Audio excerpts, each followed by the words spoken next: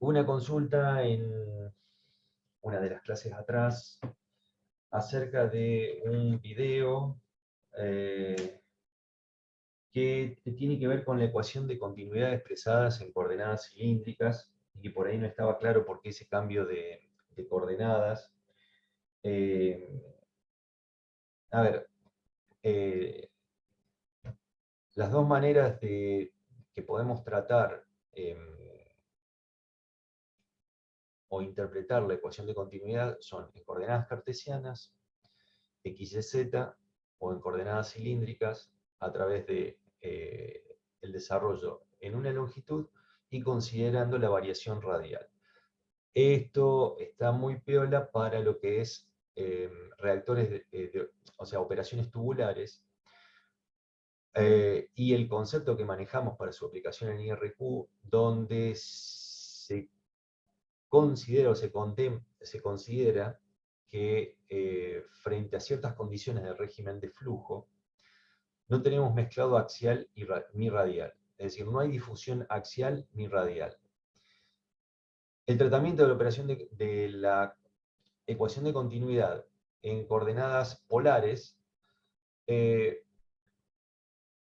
un desarrollo diferente, pero que proporciona estos términos bien definidos en lo que es la difusión, lo que tiene que ver en el eje radial, sería, o lo que sería en el equivalente al XZ, perdón, al XY de coordenadas cartesianas, y la difusión axial que tiene que ver con el eje Z, ya sea en coordenadas polares o el eje Z en coordenadas cartesianas. Entonces, lo que trata, digamos, con ese desarrollo, lo que trata de explicar el desarrollo de la ecuación de continuidad en coordenadas polares es el tratamiento diferenciado que le da a la difusión en la dirección radial con respecto de la difusión en el eje axial. Ustedes saben que para que haya difusión tiene que haber diferencia de concentraciones. Esa diferencia de concentraciones es la fuerza motriz a que exista la difusión, y esa diferencia de concentraciones se da en el eje axial y también puede darse en el eje radial. Lo que trata todo el desarrollo es de establecer condiciones que sean fácilmente valorables, por eso hace uso, o al menos acude a lo que son los números adimensionales, Reynolds y Peclet, para poder encontrar un conjunto de condiciones en las cuales tengamos ciertas garantías de que podemos eliminar los fenómenos de difusión, tanto axial como radial, y podemos tener un comportamiento real como verdaderamente debe ser, que es flujo pistón.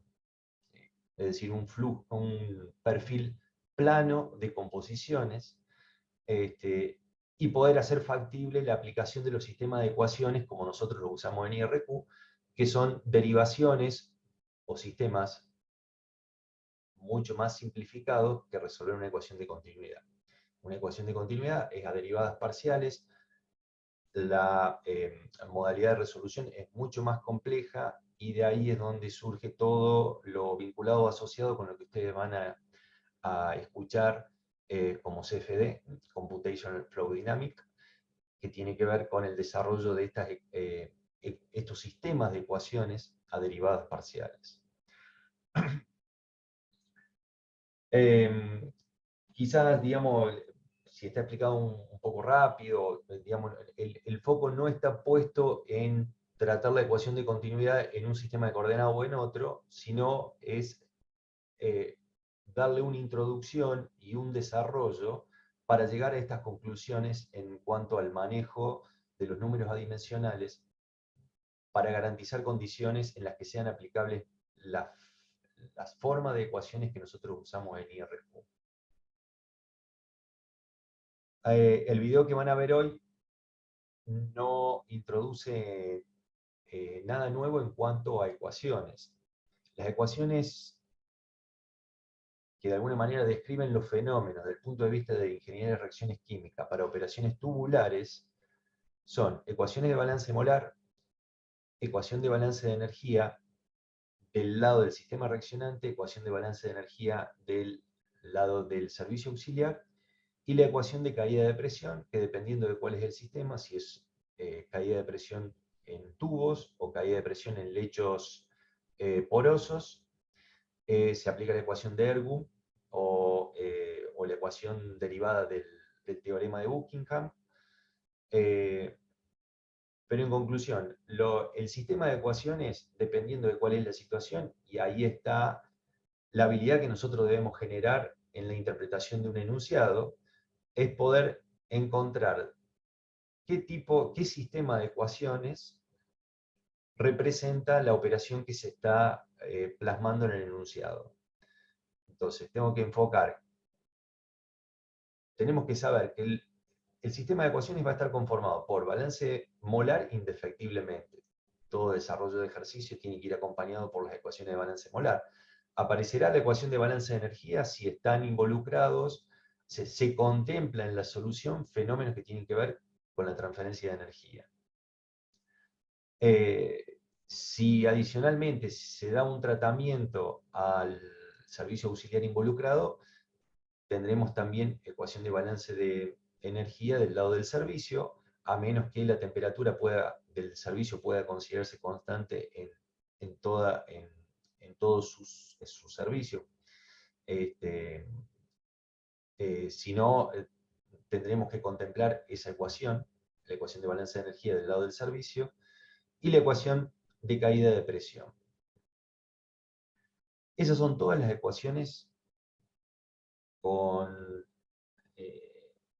las que de alguna manera tenemos que encontrarle solución a todos los ejercicios que tengan que ver con operaciones tubulares y conceptualmente hablando que estén asociados a lo que es la cátedra de Ingeniería de Reacciones Químicas. Todo el resto de particularidades, o sea, yo pongo el foco en esto porque es el eje del éxito de un ejercicio o de un planteo, pasa por poder propiciar el sistema de ecuaciones que represente el fenómeno que estamos detectando. Será a través de un enunciado o será a través de interpretar una realidad, un proceso real, un reactor real.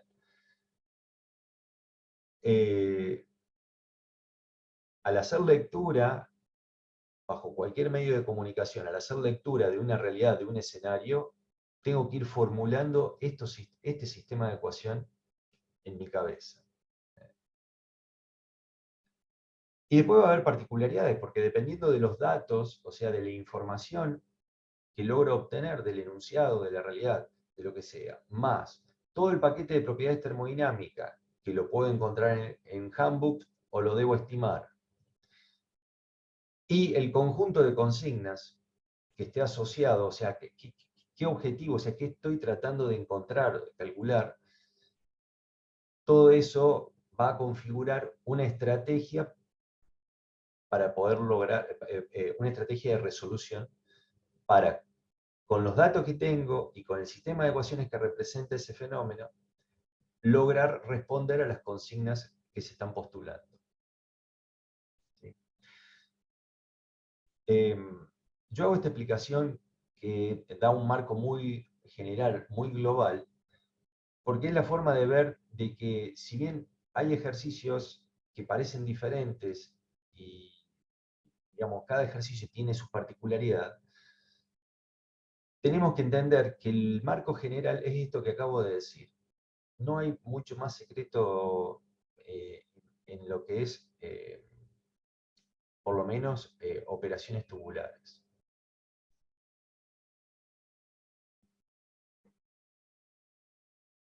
Bueno, estoy disponible para consultas. No sé si lo que acabo de explicar quedó claro, si quieren hacerme una pregunta sobre lo que expliqué, o alguna otra pregunta que tenga que ver con contenidos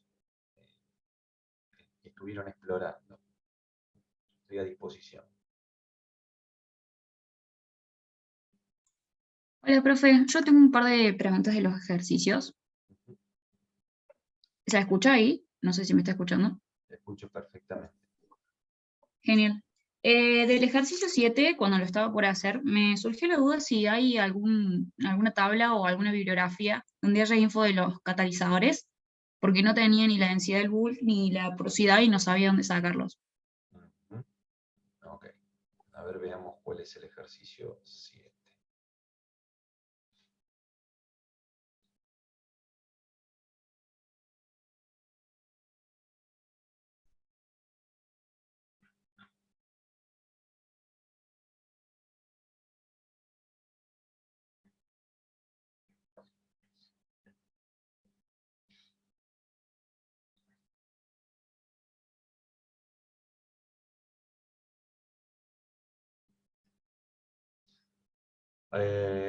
Dice, se determinó que la reacción sobre un catalizador de níquel soportado sobre sílica gel es de orden cero repelente.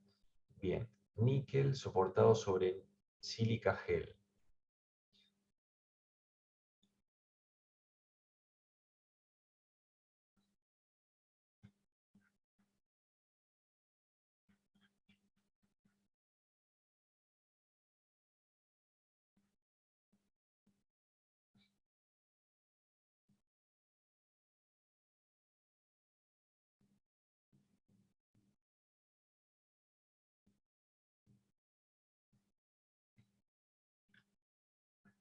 ¿Qué otros datos tenemos? A ver.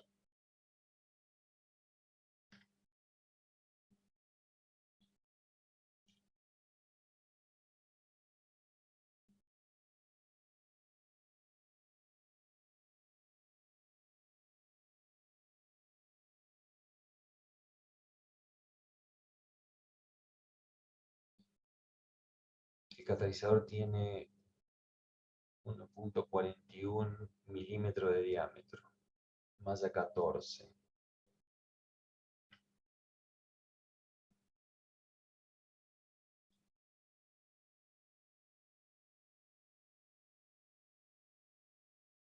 Entonces, el tamaño de la malla es el que está dado entre paréntesis, entonces malla 14 y el diámetro corresponde a 1,41 dado en milímetros, que era lo que estaba especificado. Correcto. Y en cuanto a las características, níquel soportado sobre sílica gel,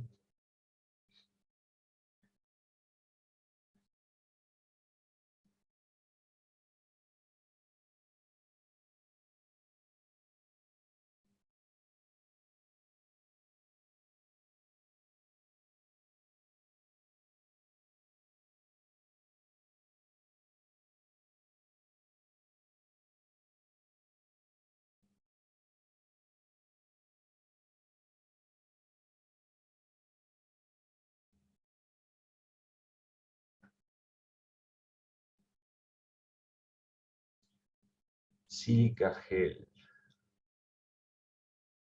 porosidad entre un 38 y un 48%. Esto estaba, perdón, no estaba dentro de uno de los ejercicios de video, ¿no? Esto lo tenían que resolver ustedes. La Sí, densidad bulk está entre 0,7 y 0,82. Ok. A ver qué utilicé. En principio, sílica gel, em, tal como viene especificado níquel sobre sílica gel, yo utilizaría la especificación de la sílica gel de esta tabla. profe, ¿de qué tabla lo sacó usted? Porque no sé justamente de dónde sacarlo.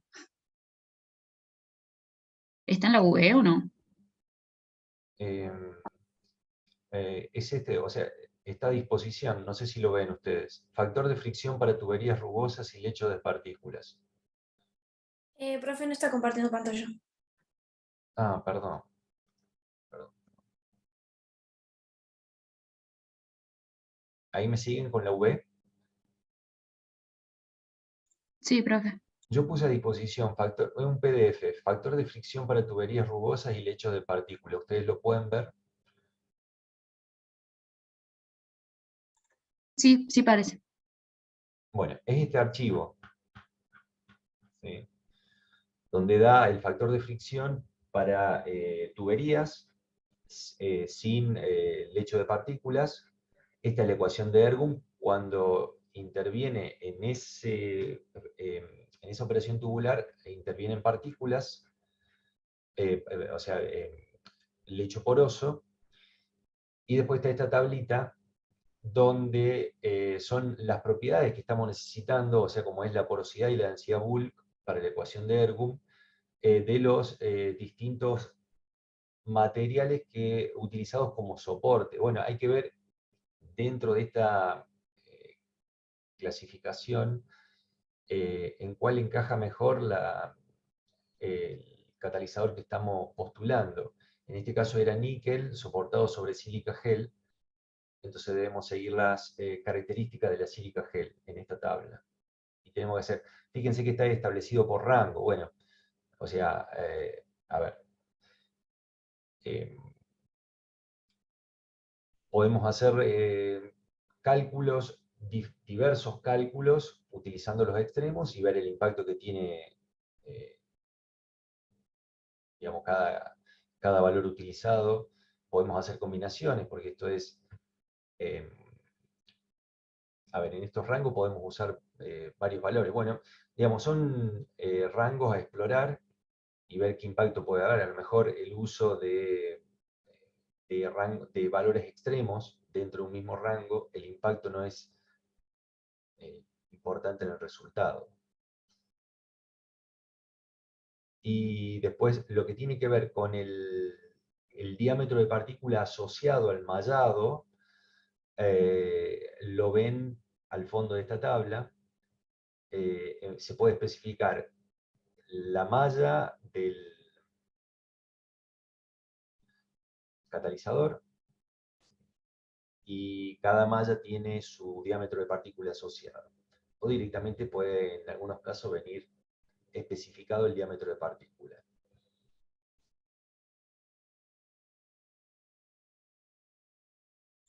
Buenísimo, profe. Ahí lo dejé anotado, así que después me fijo de ahí. Y otra consulta de otro ejercicio, puede ser. ¿Sí? ¿Sí? En el 23, cuando lo estaba haciendo, me surgió la duda, porque decía algo de la zona caliente. ¿Cómo se vería un punto caliente en un gráfico? Si yo tengo un reactor donde se da el punto caliente, digamos. A través del perfil de temperatura. Ejercicio 23. Lo puedo ver.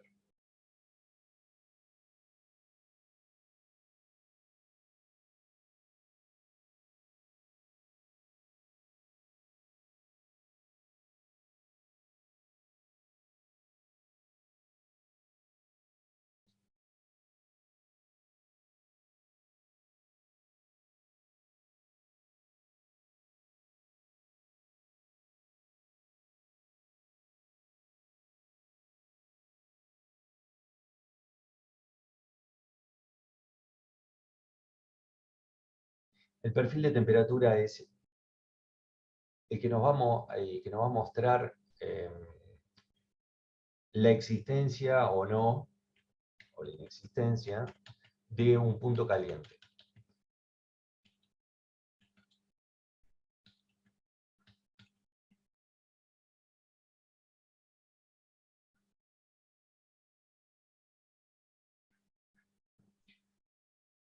En este despliegue, claramente el perfil de temperatura a lo largo del reactor, con respecto a la masa del catalizador, tiene un mismo sentido, siempre en disminución, con lo cual acá claramente no hay punto caliente. No recuerdo si en este ejercicio se daba esa situación.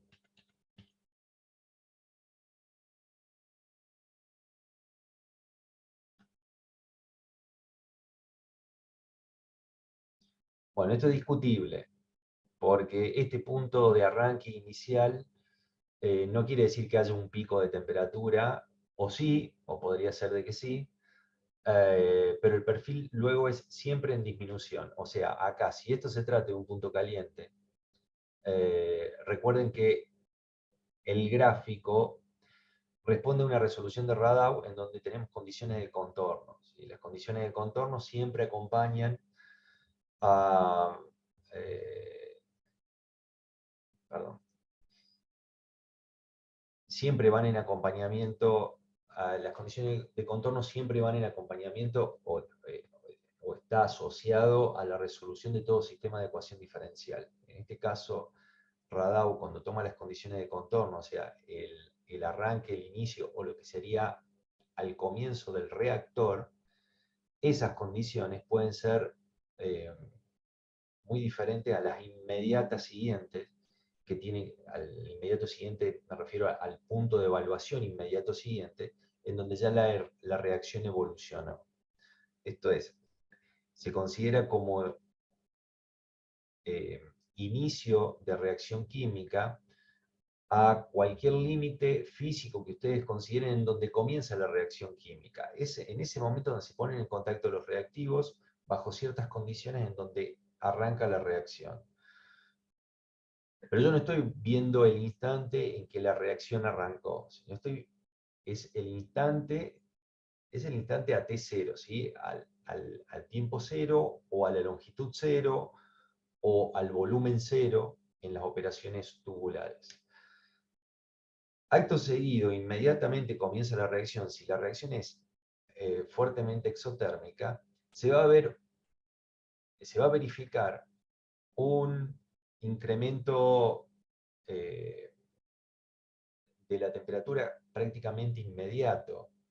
Y ese incremento de la temperatura puede de que esté muy poco relacionado o sea muy poco comparable con respecto a la temperatura a la que se están alimentando los reactivos. Los reactivos vienen a una determinada temperatura, pero al mezclarse y reaccionar, si la reacción es exotérmica, fuertemente exotérmica, puede de que genere automáticamente al instante seguido un aumento en la temperatura, un pico en la temperatura, que poco es comparable con las condiciones de alimentación de los reactivos.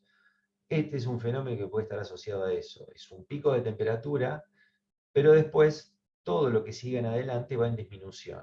Entonces, no sé si califica como un punto caliente, o si se quiere como un punto caliente está la entrada del reactor. Si tengo que definir condiciones de diseño para ese reactor, tengo que tomar la mayor de las temperaturas, que será a la entrada del reactor. Y todo el resto del reactor deberá responder a las mismas condiciones, por las dudas. Entonces, el concepto de punto caliente está más referido a situaciones en donde el progreso de la temperatura pasa por un pico en todo el desarrollo del reactor. Por ejemplo, las reacciones de decoquizado en los que son reactores catalíticos, que se hace a través de una reacción Gibbs, que es vapor a alta presión y alta temperatura, es una reacción fuertemente exotérmica. La reacción de decoquizado se trata de revertir el fenómeno inverso, o sea, durante el cracking se forma coque, que generalmente se adhiere a las paredes del reactor, y la reacción de decoquizado lo que procura es quemar, ¿sí? Porque de alguna manera es una reacción de oxidación. Se trata de quemar ese carbono, ese coque que queda retenido dentro del reactor. Dependiendo de la presencia del carbón, ¿sí? del coque, hay puntos donde la reacción química puede progresar, es una reacción fuertemente exotérmica, y puede evolucionar en forma diferenciada un punto de otro, ¿sí? Entonces, puede haber situaciones a lo largo de ese reactor en donde la reacción progresa o evoluciona poniendo energía, digamos, un flujo de calor mayor, que eso se traduce en una temperatura mayor. Y sin embargo, antes y después de ese punto son temperaturas menores. Los puntos calientes están quizás también a veces asociados a fenómenos, a sistemas de reacción de reacciones múltiples, donde tenemos reacciones endotérmicas y reacciones exotérmicas. La energía que se ponga en juego depende de la velocidad relativa de cada una de esas reacciones que participan del sistema.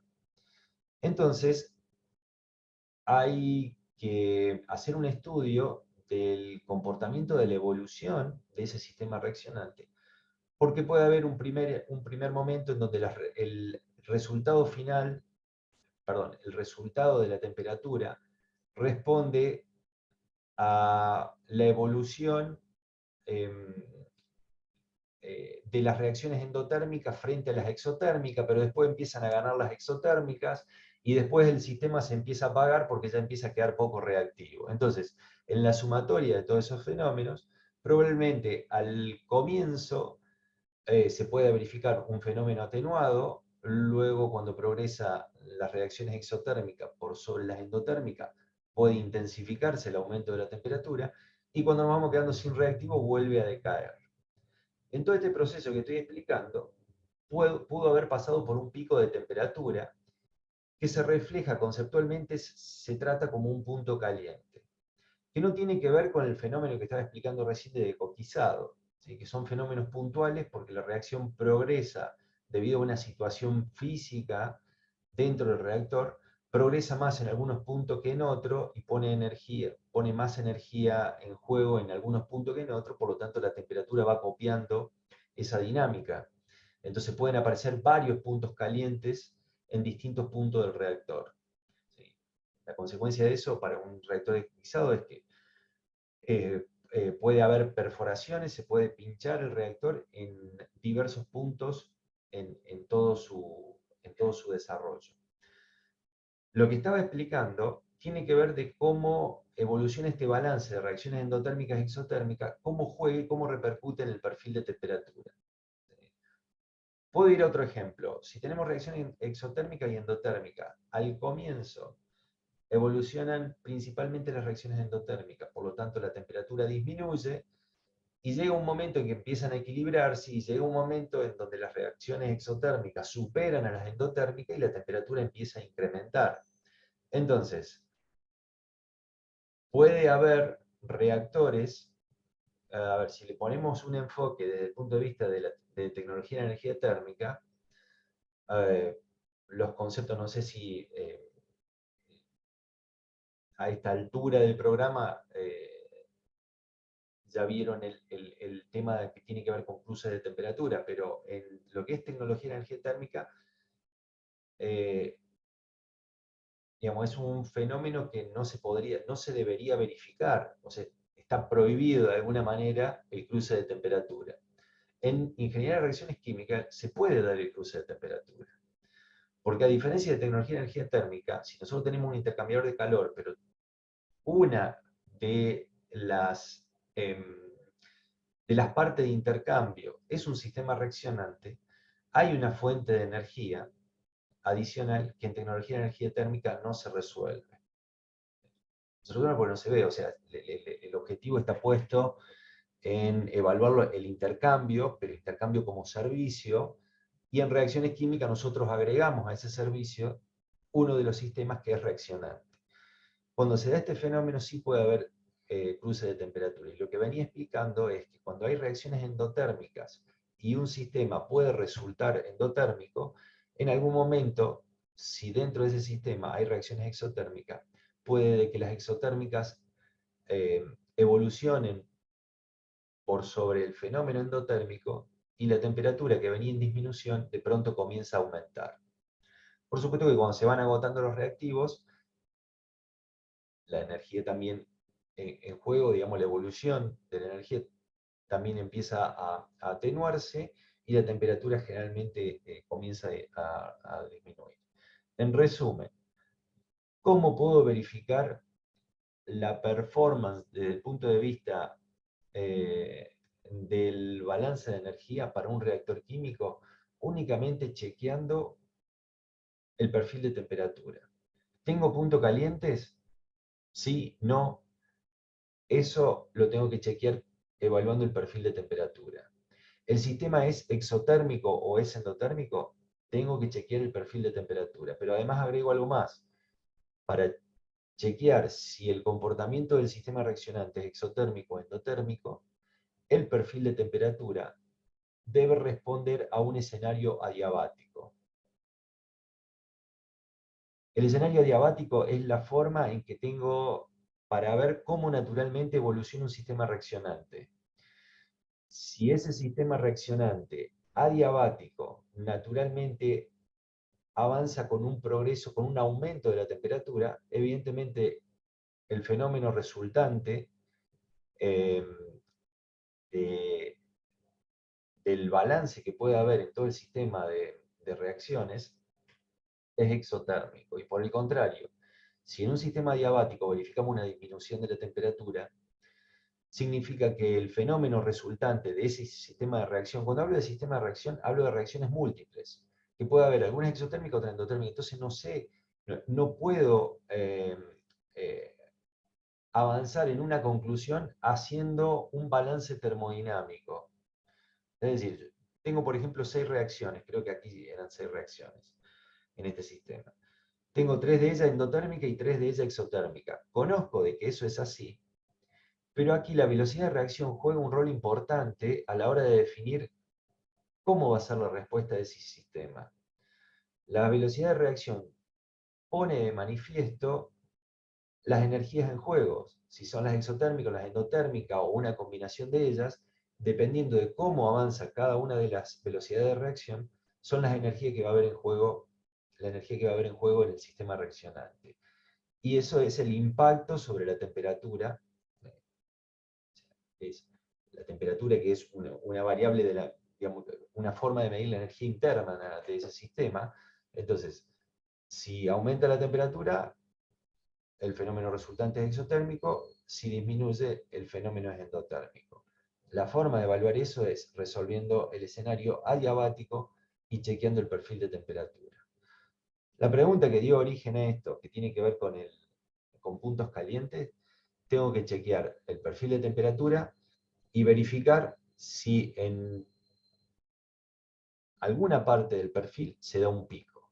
Si es esto lo que estoy verificando, puede tratarse como un punto caliente, pero no es otra cosa más que un perfil que va en disminución, desde la temperatura más alta que se verifica a la entrada del reactor hacia la salida que va en continuo descenso. No sé si tengo, no. Aparentemente no, en este ejercicio no se verifica un punto caliente. Bien, ¿está respondida la consulta? ¿Está claro? Sí, igual me surgió otra duda de lo que dijo recién. Ujú. Suponiendo que tengo un sistema reaccionante con reacciones endotérmicas y exotérmicas también, y veo que hay un pico de temperaturas en el gráfico, en los perfiles de temperaturas, ¿yo puedo definir como parámetro de diseño una temperatura máxima admisible del reactor? ¿O tiene que ver con la resistencia del material, algo así, como para yo ver si realmente es un punto caliente o solamente es un pico de temperatura que no daña el reactor, digamos? Bueno, la temperatura es una variable muy importante a la hora de definir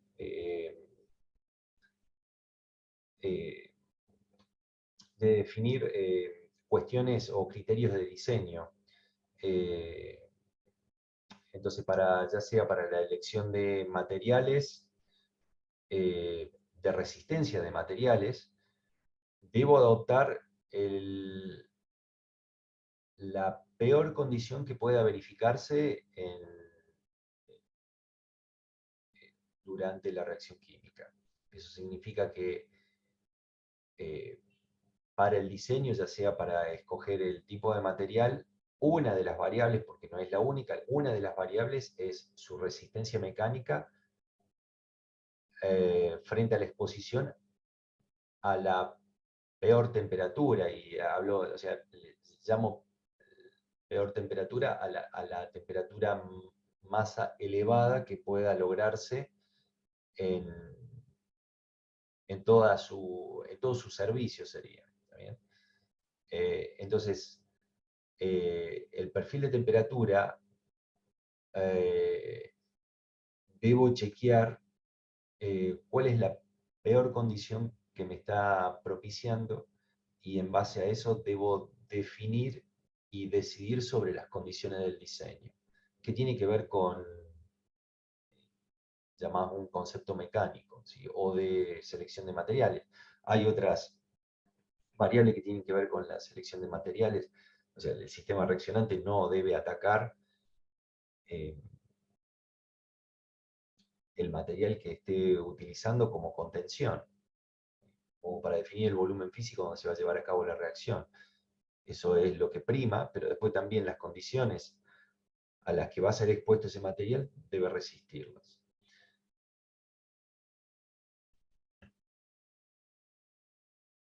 ¿Apuntaba a eso la pregunta?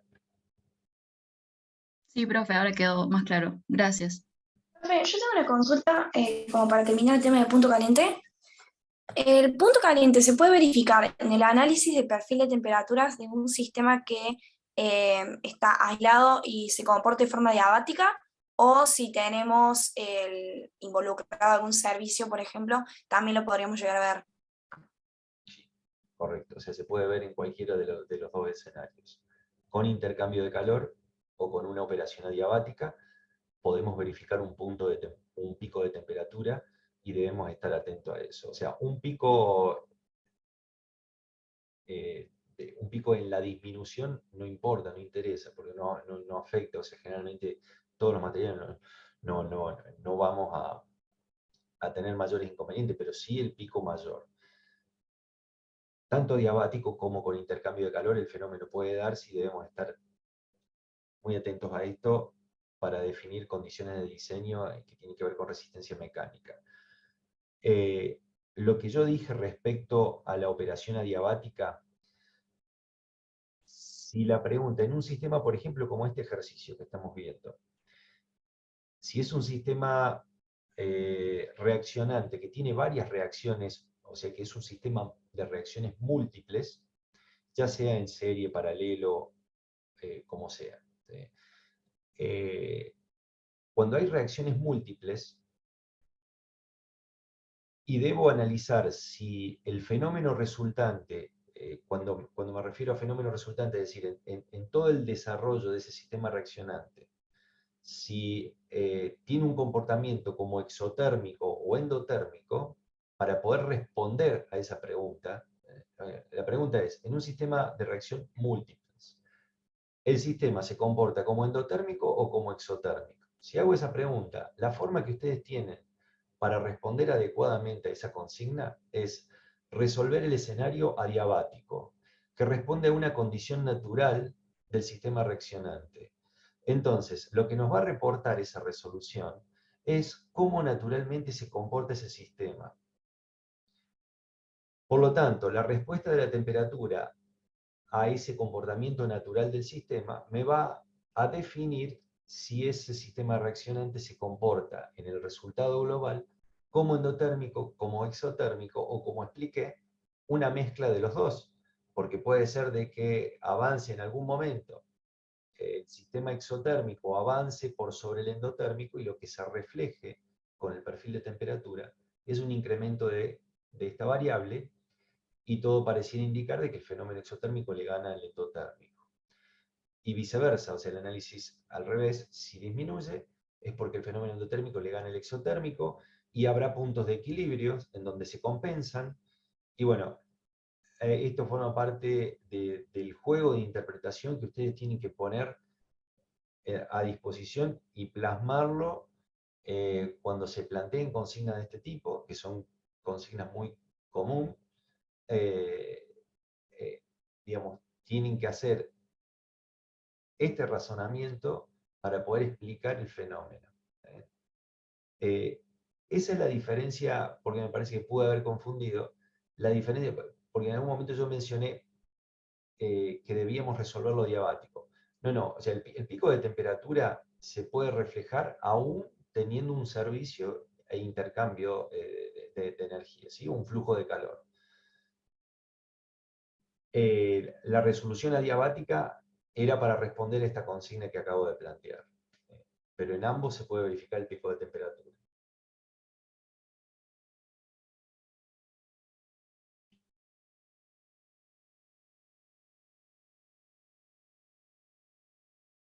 ¿Está bien? ¿Quedó claro? Sí, profe, perfecto. Yo tengo una consulta más. Es una consulta más bien general acerca de, es general, pero me surgió en función del ejercicio 19, eh, acerca del establecimiento de comportamiento real en las mezclas.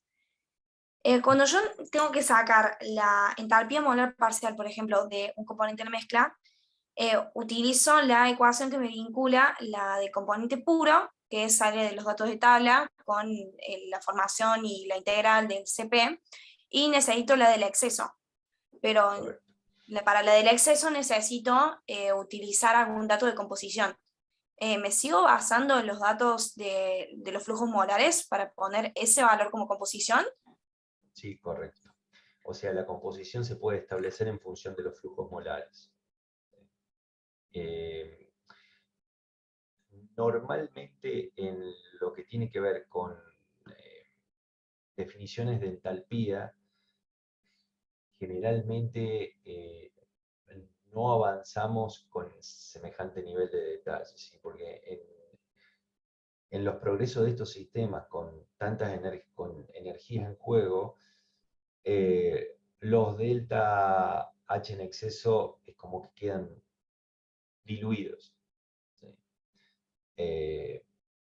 Por supuesto que conceptualmente es correcto considerarlo más, sobre todo en sistemas líquidos donde los fenómenos de no idealidad de mezcla son más evidentes.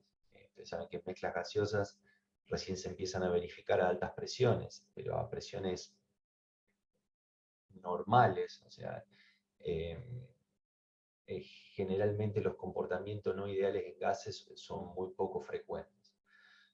Entonces en sistemas líquidos sí es importante, pero bueno, repito, no es algo que normalmente o que tuviera gran impacto en el resultado final, la consideración o no del delta H en exceso. Claro, pero Eh, mi pregunta es, en el análisis de la no idealidad, solamente entonces en los sistemas, por ejemplo, gaseosos, afectamos la no idealidad en el cálculo de volumen molar de mezcla. Correcto, Ahí correcto. está. Y mi otra pregunta. En el caso de que no esté muy claro cuál es el estado de agregación de los reactivos o que haya reacciones múltiples, ¿nos van a aclarar cuál va a ser la fase en la cual se lleva a cabo el sistema reaccionante para poder determinar si es líquido o gaseoso? Bueno, a ver, nosotros procuramos, a veces no se da, pero no es porque voluntariamente se, se- se- se- se induzca eso, sino que nosotros procuramos que los enunciados no haya ambigüedad y sean claros en este sentido. A ver, si a veces no está eh,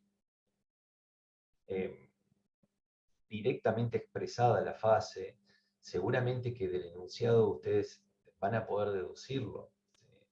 No se va a procurar en esta instancia, ni en RQ, no se va a procurar de que usted haga un equilibrio líquido-vapor para verificar en qué estado se encuentra, ni un cálculo de punto burbuja y punto rocío para posicionarse, o sea, ni tampoco se van a ver eh,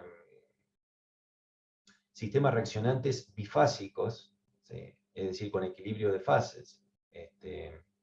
Lo vamos a ver en operaciones 2, cómo un equilibrio de fase evoluciona con reacción química. Después puede haber reacción química únicamente en la fase líquida y hay un equilibrio de líquido-vapor, una mezcla que se está evaporando y que a su vez hay reacción química en la fase líquida. Puede haber reacción química en ambas fases y ahí hay que ver cómo modelar cada una de las fases. Modelar me refiero a qué régimen de flujo adoptar en cada una de las fases para poder hacer aplicable estos sistemas de ecuaciones que estamos viendo. Entonces, volviendo a la consulta, tiene que haber alguna información que a ustedes los digamos, ayude a definir cuál es la fase. ¿Bien? Ya sí puedo adelantar de que en ningún caso va a procurar darse sistemas bifásicos donde deban contemplar, junto con el conjunto de ecuaciones que tienen que ver con IRQ, todo el sistema de ecuaciones que tiene que ver con equilibrio de fases. O sea, ahí entran en juego las ecuaciones de equilibrio de fase. Bueno, no, eso no va a surgir ahora. Entonces va a ser o líquido o gaseoso, los sistemas reaccionantes, y habrá algunas cuestiones que habrá que deducir. Entonces, por ahí, si ustedes tuviesen que buscar datos termodinámicos en Handbook, observando la mezcla, las características de la mezcla y la temperatura a la que se encontraría, veríamos estamos en condiciones de deducir en qué estado de agregación se encuentra. ¿Qué pasa durante la evolución de la reacción? Porque hay sistemas que son exotérmicos, entonces su condición original o de alimentación están en fase líquida, pero a medida que evoluciona la reacción y levanta temperatura, puede llegar a una condición en donde ponga más en evidencia la fase complementaria. Me refiero a si es líquido, pase a vapor, o si es vapor y hay un enfriamiento, porque las reacciones son endotérmicas, puede aparecer la fase líquida. Bueno, si es esa la situación, generalmente lo que juega ahí son las presiones o el intercambio de calor para garantizar mantener el sistema monofásico en una única fase. ¿Y cuál es la fase? La fase donde se lleva la reacción química. El foco está puesto en la reacción química. Si yo quiero producir a partir de la evolución de una reacción química, debo propiciar el medio o la fase, en este caso, para que eso sea así. Ya la pregunta fue general, está muy bien, y la respuesta mía también es muy general. Habrá que analizar en cada caso, pero deben contar con información. Quizás no van a encontrar en el enunciado esto es en fase líquida, esto es en fase gaseosa. Si en algún ejercicio de guía pasa eso, de que hay dudas respecto a eso, en las evaluaciones vamos a procurar de que no. Porque en un ejercicio de guía o en una situación real, ustedes tienen posibilidad de hacer un cálculo de punto burbuja, punto rocío, conocer el comportamiento de la mezcla y en función de eso determinar condiciones para mantener monofásico el sistema y se lleva a cabo la reacción. Pero en una evaluación no vamos a pedir eso. Entonces, bueno, vamos a procurar de que no haya ambigüedad. A veces las ambigüedades se dan involuntariamente. Si ese es el caso, nos haremos responsables de la parte que nos toca, como profesores.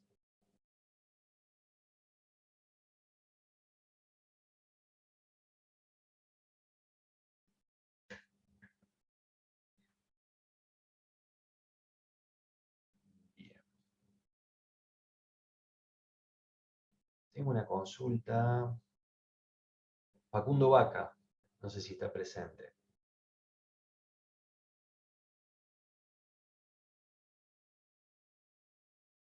No está presente, profe, pero yo le digo. Está bien, no importa. A ver, tengo un correo en el día de hoy. En el ejercicio 17 de la guía 2, cuando usted pide el volumen para una conversión del 40%, me pregunta si se refiere al 40% con respecto a la conversión de equilibrio o el 40% de la conversión bajo la definición de conversión, o sea, conversión global.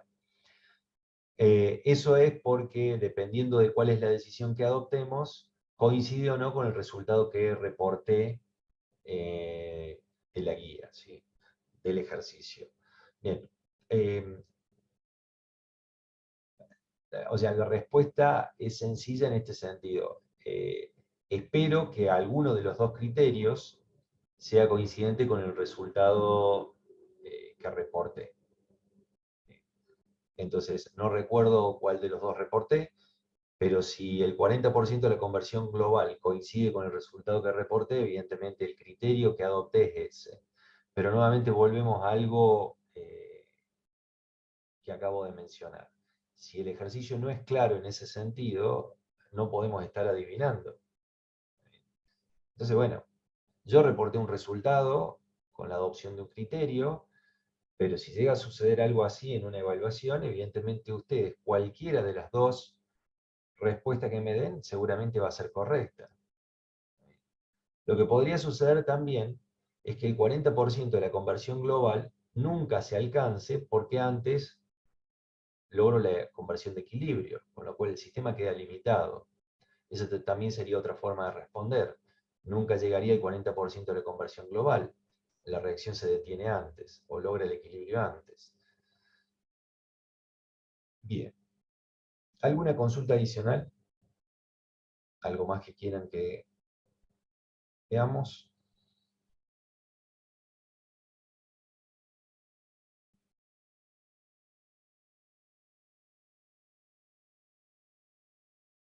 ¿Está bien? Bueno, detengo la grabación.